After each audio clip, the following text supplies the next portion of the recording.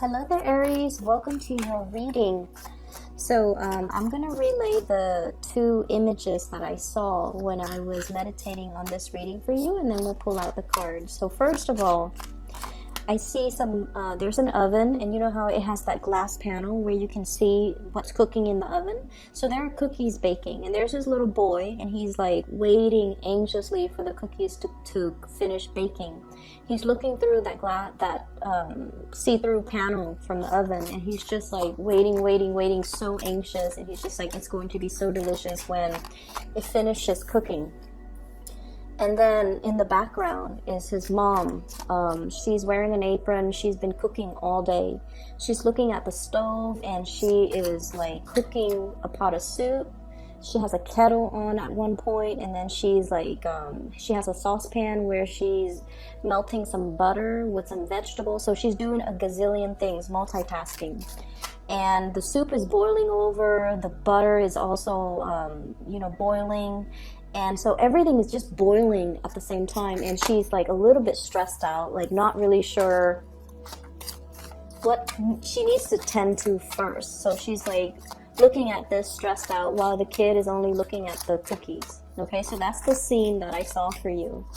And so I feel for this month, it's a lot about not stretching yourself thin, and as well learning to be patient. Okay, don't rush things. Things are going to come in divine timing. Don't push too hard. Don't be so hard on yourself. And especially, don't overestimate the amount of time. You guys are really, really bad at this, like overestimating the amount of time that it takes you to do something. Okay, and then stretching yourself too thin where you are pulled in so many different directions, where things, people and situations pulling you in different directions, needing to put out fires in possibly many areas of your life, and just being overbooked, too many things on your agenda, too many things on your plate, and not being able to relax and just really enjoy the moment. So that's what I'm seeing. I feel like there's something that you have been really anxiously waiting for a very, very, very long time. And that whole, something in the oven, I feel like for some of you, it could even be pregnancy. Okay, wanting to start a family, wanting to have a partner on board, wanting to I'm hearing partner in crime, but I also feel like it's somebody that you can build something with, okay? Wanting a life partner, wanting somebody to have a family with, to build a family with, and especially to share some major milestones and experiences in your life with. So I feel there's this element here about wanting to have that other person that you can spend the rest of your life with as well. The other thing that comes through with the whole kitchen image, the kitchen is usually where I would say where magic happens, where family and people come communally, share an experience together, where we nurture each other through the food that we create. And especially if you are hosting a lot of people in your home environment, rather than trying to do everything, okay, rather than planning and executing, cooking a meal for 30 guests, you might want to take it easy and realistically just make it a potluck where everybody brings something to the table. I feel like it's the smart way to do it, so that you're not stretching yourself so thin. If there are specific things that you want to do for the people that you love, by all means do it, but be very, very realistic with your time constraints, and don't be so stressed out that you're not able to really enjoy the moment, okay? Because it's the gathering, it's the people that really matter. It's not so much about showing off our culinary skills or showing off our kitchen or showing off our home. It's really about people coming to see you and people wanting to spend time with you in an environment that is laid back, that is relaxing, that's calm and comforting. So don't work yourself in a frenzy, and especially, don't stress yourself out, okay? So be easy on yourself and be loving to yourself and be more forgiving with yourself. So there's definitely something that you have been really, really waiting on. So I feel for many of you, I'm hearing this strongly from this Page of Wands here. This is sort of like, you know, I'm ready. I'm ready for the next big thing. I'm ready to do a real job. I'm ready for something with more responsibilities. So I don't know what you guys have been doing. If you've been doing a lot of training, if you're in a like an environment where things are going really, really slow. The Hangman, waiting in suspension, waiting for things to happen, being in a situation where there's a lot of work to be done, there's a lot of people or projects or things that need you. It's almost like you're there to help. You have the skills, you have the expertise, but for whatever reason, whoever is overseeing the situation feels like you're not ready. So they're not giving you that opportunity to prove yourself. They're not giving you that chance to get out there and get your hands dirty, roll up your sleeves, and just take care of things. So it feels like you're in a state almost like of waiting, of suspension, of limbo, and you're not able to, it can feel really, really frustrating for a fire sign to not be able to get out into the world and do whatever it is that they want. I feel like you might be in a capacity where you are learning things, okay? This is usually like going back to school, mastering a skill, mastering a specific concept, a theory, before you can go out into the world. Once again, this ivory tower type of a situation. So I feel like many of you, you're going through some training. It could be some legal training that you're dealing with. It could be learning how to do things properly.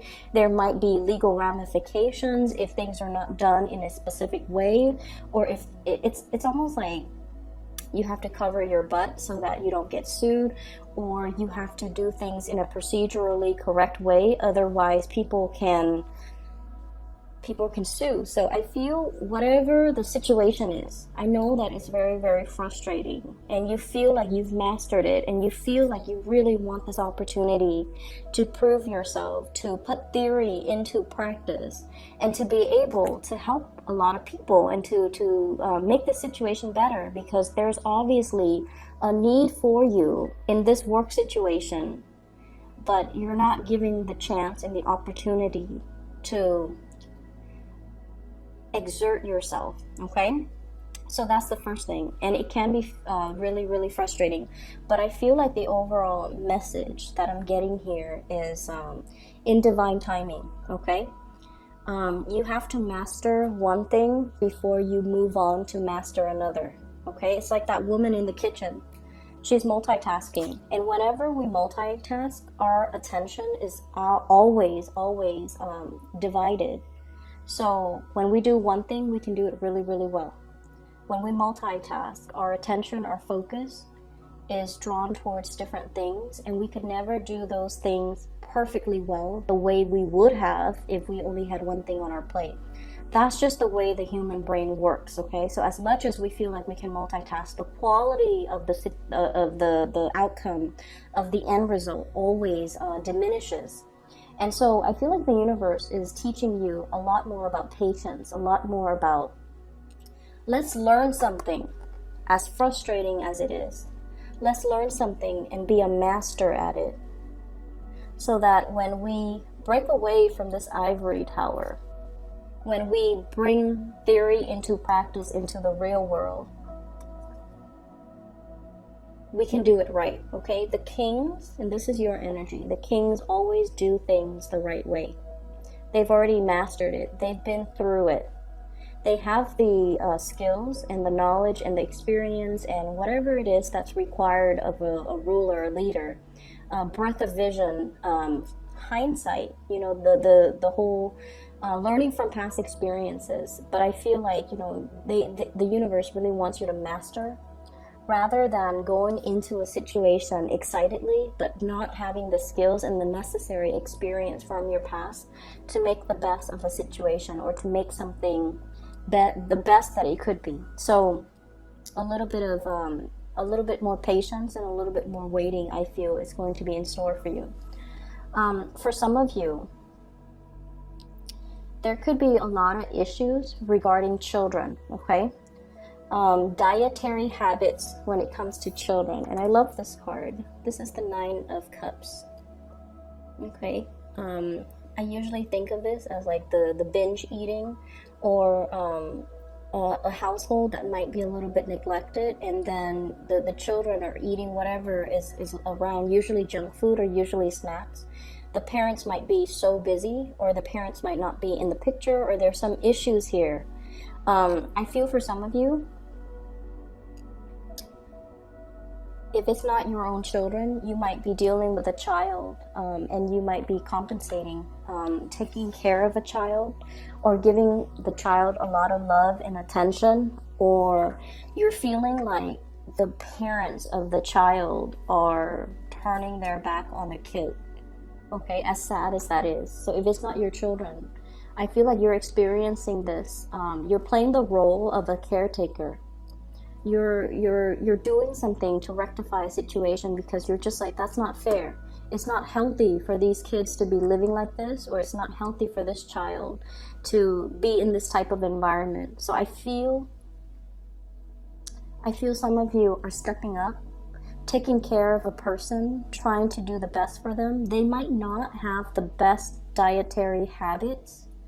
They might be very picky with food. And for some of you, if this is not a child, you're taking care of a person. Like, you're doing your best to really take care of a person.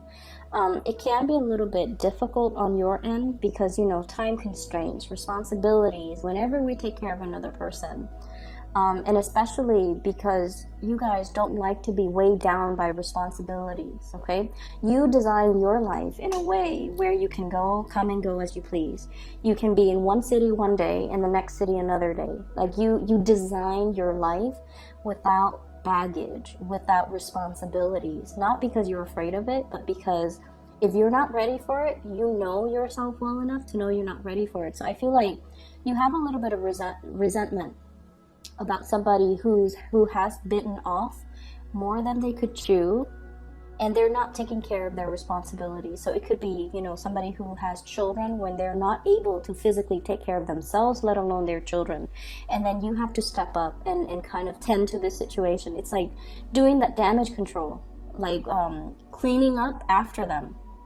Cleaning up after the other person, not so much the children, but cleaning up after the other person, because they bit off more than they could chew, and they create more work, more problems for everybody else.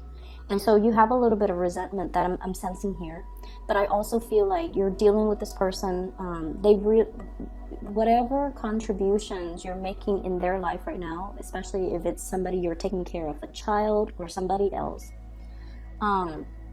your efforts are not going unnoticed, okay? I feel like this karma is going to come back to you tenfold. Like, it's really good karma, because I feel like you're taking care of the situation from the goodness of your heart, and because you feel like the situation is not fair. The Justice card. Two people fighting over something when they're not really seeing the big picture. It's like ego battles, okay? Coming from a very petty space. And you're not tolerating that. You're seeing that there's wisdom that is beyond these people. You might even be the mediator in a conflict. You might be seeing the bigger picture, and you're showing them that bigger picture by being the bigger person and taking care of situations and not whining about it, and just, doing what you feel is right. And it can be really frustrating too, because you guys feel like you can do so much more. Okay? So you feel like you can do so much more, but you're very cognizant about not stepping on other people's toes, not overstepping your boundaries, and also still holding the other person responsible. So like, you're not doing everything to alleviate them of the need to do it, to take care of their responsibilities. You still want to teach them that concept about responsibility so that they don't renege on what it is that they're supposed to do. You want to do more, but you don't want that to be kind of like that precedent where they rely on you and then they kind of sit back and kick up their feet. So I feel like you want justice and balance and reciprocity in the situation. And you almost feel it's like this inner conflict, with fire signs. we do what needs to be done. We don't want to sit there and discuss and delegate and talk things over and talk about our feelings. Whenever something needs to be done, we do it. And over time, when we keep taking these actions and keep initiating, the other person feels like they can sit back, and that can be really aggravating. It can be really aggravating, and especially in a situation where you feel like it's wrong, I have to do something about it, I have to step up. And then in the process of you stepping up, the other person steps down. And you're trying to find that middle ground. You're trying to find that balance to be nice, but at the same time not enable a bad behavior. So that's what I'm feeling here. There's a little bit of tug of war and conflict internally within you guys. Like, how much should I do? How much is enough? You know? So that's what I'm feeling here. So I definitely see for many of you, you're learning a lot about how to nurture, care for, and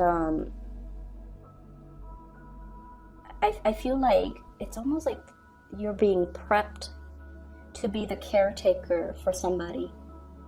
You're being prepped to have children of your own. So if you found yourself like having to take care of children, all of a sudden, children are really big fixtures in your life.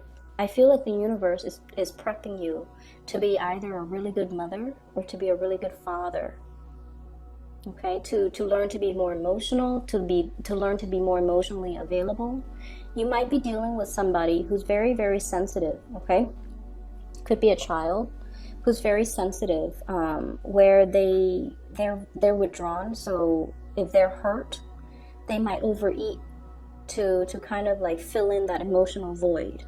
Okay, or you might be dealing with a child that is a little bit more rambunctious. They don't really listen, and the more you force them, the more they resist. So you have to like really soften your tone and soften your approach with them. So for example, you might be telling them, you know, this is what I call like a rambunctious child. Okay, Page of Wands. And Aries, as independent as you are, I feel like you naturally attract people who are very, very independent. And especially if you have children, they're going to be a handful because they're going to question authority. They're not going to take no for an answer. They're going to push boundaries, and they're smart, and they're just really independent. And so they're not going to take no for an answer. They need an explanation. They need a reason. And you have to appeal to their emotional senses. So for example, you tell them, you know, after school, you need to go home straight away. I don't want you hanging out outside. And they're like, I'm not going to get into any trouble. I don't need to go home. But you need to tell them, like, after school, please come home. I'm really worried about you. It's getting darker now because we're in the winter in the northern hemisphere. It's getting darker earlier. There are, you know, it's a bad neighborhood that you're passing through. So I just want you to be home. That way I'm not worried about you. Then when you're home, you can do whatever you want. So I feel like you have to make that emotional appeal with these children or these young people in your life so that they understand your restrictions come from a place of love rather than a place of punishment. Okay? And so we have to really change the way in which we communicate to kind of like convey what it is that we want or expect from the other person, and especially why we want that from them. It's not about us being mean or you know, laying down the rules. It's because you care about them and you don't want bad things to happen to them. Okay? And I'm dwelling on that because, you know, that whole cookies in the oven. There might be a child that's overeating, or somebody who's binging, who might not have, like I said, the best dietary habits. And I feel like their health might be catching up to them. And you have to be the one to kind of gently like tell them, hey, you know, you got to lay off that thing that's not really good for your health that you're putting in your body chemically or, you know, food wise. You have to kind of lay off it because I don't feel like it's healthy for you. And approaching that from a space of understanding and kindness is a lot more, it's going to make the other person a lot more receptive than approaching them from a place of harshness, okay, and criticism. So that's what I'm feeling here. I feel like for many of you, there's a lot of training that you're going through, and it's like, it's frustrating, I understand. But it's going to come to an end, and then you can kind of like spread your wings and you know, practice what you preach. And you can have an opportunity, especially to kind of really have more independence to do things without people looking over your shoulders to see if you're doing things properly. And then I also feel as well in partnerships, I have 3 signs. So I have an air sign, Aquarius, Gemini, and Libra. And I have this here, King of Swords. You might be having a lot of discussions with this person if it's a romantic partner, okay? Over family trauma, healing past family issues.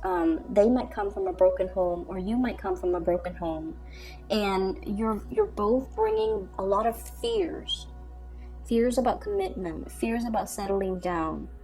I feel like the love is definitely there, but both parties are bringing to the table a lot of like fears from their respective dating past, marital past, even family trauma.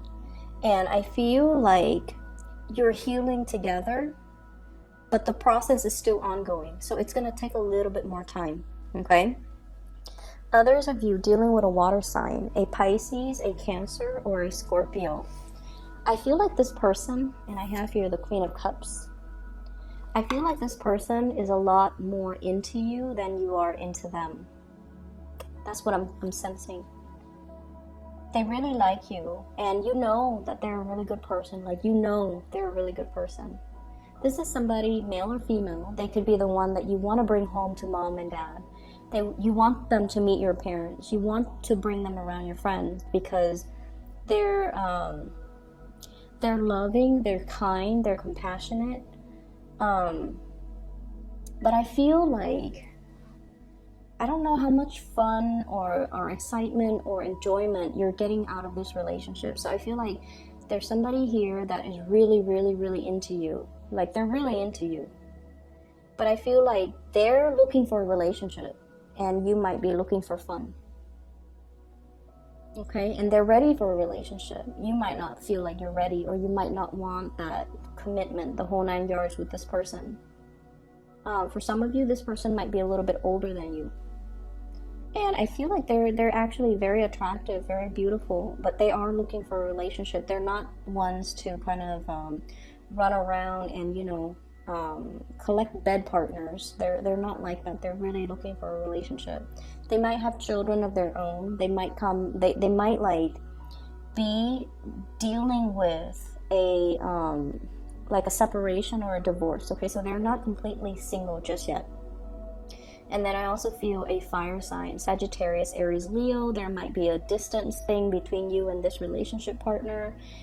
There's a lot of coming and going, getting back together, and then there's distance. So I don't know if you're like breaking up and then making up, but I'm seeing distance between you and this person here. I feel overall, we have here the wish card. So I definitely see a lot of communication and a lot of love and a lot of compromise and a lot of help that's going to be coming into the picture. And like I said, if you're planning to do this massive cookout, you know, hosting and inviting a bunch of people to your home, just make sure you actually enjoy the process. Don't stretch yourself too thin. Don't overbook your schedule. Don't overcommit your time because you're going to be stressed out. And it's a month, it's your birthday month. You're supposed to relax and, you know, enjoy the people and the company. So don't stress yourself out. Make it a potluck, okay? I hope the reading is helpful, Aries. I hope that it helps you navigate this energy for this month. I don't have any news here regarding finances, so no news is always good news in my book. I feel like it is a lot more about, you know, being patient and getting through the learning process and then being able to, you know, exert yourself in the physical world, okay? So best of luck with everything. I will see you guys soon, and have a wonderful birthday time. For those of you who are still emailing me about readings, I don't do readings anymore for private clients. I do have somebody that I highly recommend. I've included a link to her scheduling website in the description box below. Her name is Bridget, and she is based out of California. So if you'd like to book a reading for yourself, please click on her link and do so through that through her. Okay. Take care of yourself. I'll talk to you soon.